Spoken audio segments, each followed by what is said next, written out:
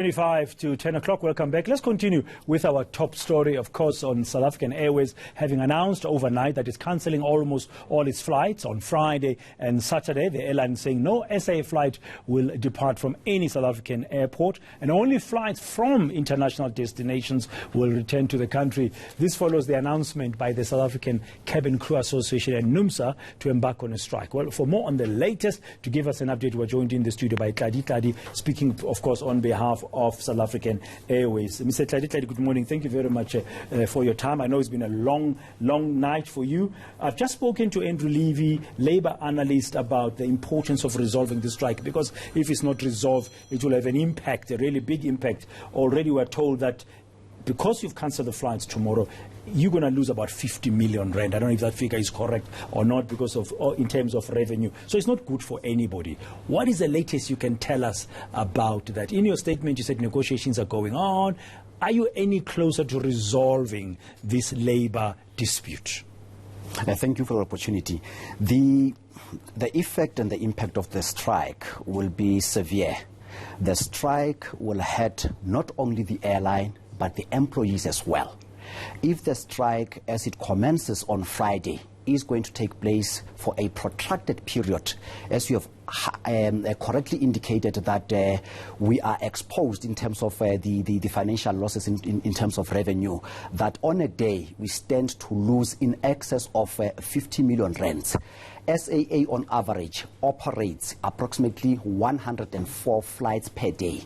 So there is that form of an impact and inconvenience on our passengers, but beyond that we are saying that the airline is risking and may face the risk of closing, which in turn could result in much more job losses and in turn could also have an impact on the value chain insofar as the aviation industry is concerned. Do the unions understand that?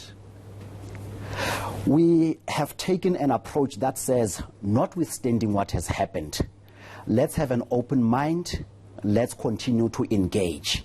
This is what has happened. They served us with a notice indicating that they are going to embark on a strike action as of Friday. Notwithstanding that, we reached out to them and say, let's sit around the table.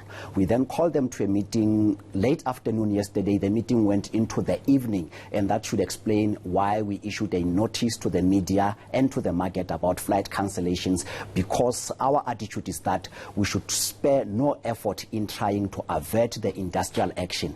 After the conclusion of that strike, it became clear to us that we will not be able, at least at this stage, to avert that strike. Hence, so last night's negotiations didn't yield any results. Last night the negotiations did not yield any results. Our approach is that we should be reasonable, we should be flexible, and I must hasten to indicate that at that meeting we presented a revised offer in terms of what the union should consider. What was the offer? Remember, we are on record having said that at the moment we do not have enough funds in order to accommodate the wage increases demands that they are placing. But the commitment that we are making is, A, we are committing to giving them 5.9% increase. However, that increase is not immediately available. We will only implement it once we will have secured funding. But we went back to them yesterday and say, now it is not something that is open-ended.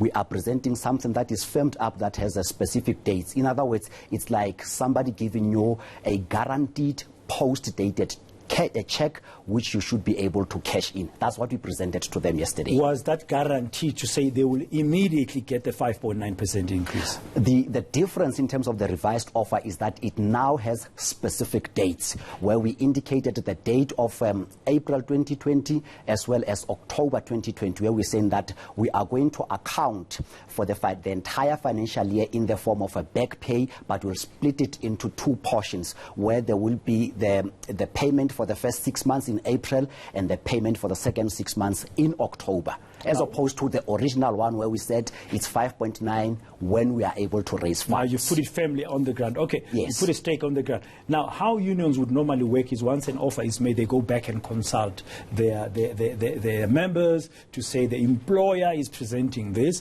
One would hope that is happening now. Do you have any update at all as you were coming here where they are in that process, if they are doing it at all, or are you hopeful that you will find a resolution today? We are hopeful that we'll find a resolution today because we have also agreed on meeting and engaging, reflecting on the issue in terms of the offers that we are placing on the table, exercising all the reasonableness available, because the issue around offers has to also take into account affordability and sustainability.